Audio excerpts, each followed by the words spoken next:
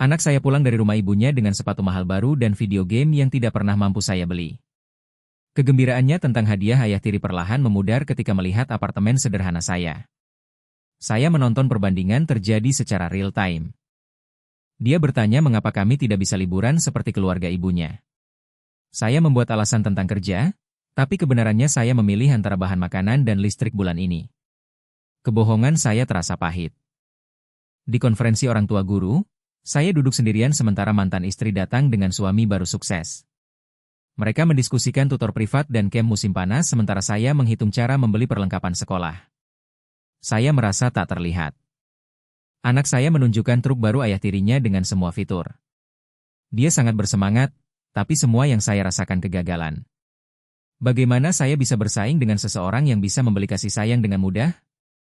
Saya bekerja 60 jam seminggu di gudang, tapi tunjangan anak dan tagihan meninggalkan saya tanpa apa-apa. Anak saya tidak mengerti mengapa ayah bekerja begitu banyak tapi kami memiliki sangat sedikit. Saya juga tidak mengerti. Daftar ulang tahun anak saya menghancurkan hati saya. Semuanya teknologi mahal yang dimiliki teman-temannya. Saya akan kerja lembur untuk mendapatkan satu hal kecil, sementara ayah tirinya akan memberinya segalanya. Saya menjadi ayah kekecewaan. Saya mendengar anak saya memberitahu temannya bahwa ayah kandungnya bangkrut. Kata-kata terasa seperti pukulan fisik. Dia tidak mencoba menjadi jahat, dia hanya menyatakan fakta yang menghancurkan saya. Bos gudang saya Miguel memperhatikan saya terganggu dan membuat kesalahan. Dia menarik saya ke samping dan bertanya apa yang salah. Kebaikan dalam pertanyaannya membuat saya hancur tepat di sana. Saya mengakui segalanya kepada Miguel, tekanan finansial perceraian, menonton anak saya lebih memilih ayah tiri kaya, merasa seperti kegagalan. Dia mengangguk seperti dia pernah berada di sana sendiri, karena dia memang. Miguel menunjukkan foto ketika dia adalah pekerja gudang bercerai juga. Saya adalah Anda 15 tahun lalu, katanya. Melihat transformasinya memberi saya sekilas harapan pertama dalam bertahun-tahun. Dia menjelaskan bahwa bekerja untuk upah per jam tidak akan pernah menutup kesenjangan finansial dengan ayah tiri anak saya. Anda perlu membangun sesuatu yang bekerja ketika Anda tidak bekerja, katanya. Ide itu revolusioner. Miguel mengajarkan saya tentang marin keuntungan logistik. Saya memindahkan barang bernilai ribuan dolar setiap hari tetapi menghasilkan uang receh. Saya perlu memiliki truk, bukan hanya memuatnya. Pekerjaan sampingan pertama saya adalah membantu Miguel dengan pekerjaan pengiriman overflow di akhir pekan. Satu perjalanan Sabtu menghasilkan lebih dari gaji gudang mingguan saya. Potensinya mengejutkan. Saya membeli van pengiriman bekas pertama dengan bantuan Miguel. Dokumennya menakutkan saya, tapi memiliki aset daripada hanya menggunakan satu terasa kuat. Anak saya membantu saya membersihkannya. Anak saya mulai bersemangat tentang bisnis ayah, daripada hanya hadiah ayah tirinya. Dia bertanya tentang pengiriman saya dan membantu dengan dokumen. Dinamika sedang berubah. Saya mendapatkan klien independen pertama melalui rujukan Miguel. Bisnis kecil butuh pengiriman reguler. Kontraknya bernilai lebih dari 2 bulan kerja gudang. Saya berhenti dari pekerjaan gudang ketika pendapatan bisnis saya menyamai gaji. Ketakutan itu nyata, tapi menonton kebanggaan anak saya pada perusahaan ayah, membuatnya worth it. Kami melunasi kartu kredit pertama saya sepenuhnya. Anak saya dan saya merayakan dengan es krim daripada jalan-jalan mahal.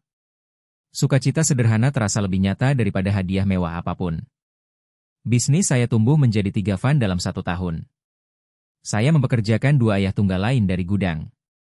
Kami membangun sesuatu bersama daripada hanya bertahan terpisah.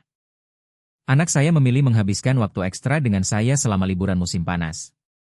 Bukan karena hadiah atau perjalanan, tapi karena dia ingin membantu bisnis. Pilihan terasa lebih baik daripada pembelian apapun. Kami membeli rumah pertama, rumah sederhana tapi milik kami. Anak saya membantu mengecat kamarnya dan memilih furnitur. Kebanggaan kepemilikan mengalahkan sewa apapun yang pernah kami miliki. Di acara sekolah berikutnya, saya tiba dengan van perusahaan daripada khawatir tentang mobil tua. Anak saya memperkenalkan saya sebagai ayah saya yang memiliki bisnisnya. Mantan istri saya memperhatikan perubahan sikap anak kami terhadap saya. Dia berkomentar bahwa dia terus membicarakan bisnis ayah sekarang. Rasa hormat dalam suaranya baru.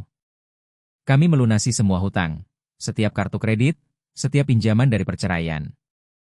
Kebebasan terasa lebih berat daripada beban finansial apapun yang pernah saya bawa. Anak saya memahami uang berbeda sekarang. Dia melihatnya sebagai sesuatu yang kami bangun bersama melalui kerja, bukan hanya sesuatu yang dihabiskan untuk mainan. Pergeseran pola pikir terjadi secara alami. Saya mulai mengajar dasar-dasar bisnis kepada ayah tunggal lain di pusat komunitas. Setiap orang yang saya bantu terasa seperti menyembuhkan bagian lain dari masa lalu saya yang menyakitkan. Miguel dan saya adalah mitra bisnis sekarang daripada bos dan karyawan. Murid benar-benar menjadi kolega. Dia mengatakan saya memahami klien lebih baik karena saya ingat perjuangan.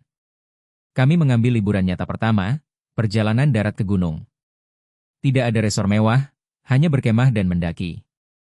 Anak saya mengatakan itu perjalanan terbaik karena kami bersama. Ayah tiri anak saya sekarang kadang-kadang meminta saya nasihat bisnis. Pembalikan peran terasa surreal tapi memuaskan. Kami menemukan rasa hormat timbal balik melalui cinta bersama untuk anak saya. Kami memulai dana kuliah untuk anak saya. Membuat setoran pertama itu terasa seperti memutus siklus generasi perjuangan finansial. Dia akan memiliki peluang yang tidak pernah saya impikan. Bisnis saya sekarang mempekerjakan 7 orang, semua orang tua tunggal dari latar belakang serupa. Kami mendukung anak-anak satu sama lain dan menutupi shift untuk acara sekolah. Kami telah menciptakan ekosistem sendiri. Saya masih bekerja keras, tapi sekarang membangun masa depan kami daripada hanya bertahan masa kini. Kelelahan terasa berbeda ketika Anda menciptakan warisan daripada membayar hutang. Anak saya menulis esai sekolah tentang pahlawannya. Dia menggambarkan saya bukan sebagai kaya atau sukses, tapi sebagai seseorang yang tidak pernah menyerah pada kami. Itu berarti lebih dari pencapaian bisnis apapun. Gudang yang dulu penjara saya sekarang hanya bangunan yang saya lewati. Keterampilan sama yang merasa membatasi di sana sekarang membangun kebebasan melalui bisnis saya. Perspektif mengubah segalanya. Anak saya tidak membandingkan rumah atau hadiah lagi. Dia membandingkan ide bisnis dan mimpi sekarang. Pergeseran dari konsumen ke pencipta terjadi tanpa saya mendorongnya. Kami masih tidak mampu membeli semua yang dimiliki teman-temannya, tapi itu tidak penting lagi. Kami terlalu sibuk membangun apa yang kami inginkan bersama. Pemikiran kelangkaan telah digantikan oleh energi penciptaan. Ayah bercerai yang merasa seperti kegagalan belajar bahwa kesuksesan sejati bukan mengeluarkan lebih banyak daripada kompetisi. Itu mengasihi lebih, mengajar lebih, dan membangun lebih untuk anak Anda. Sekarang ketika anak saya pulang, dia tidak melihat apa yang hilang, dia melihat apa yang kami bangun bersama. Perbandingan telah digantikan oleh kolaborasi, dan itu hadiah terbesar dari semua.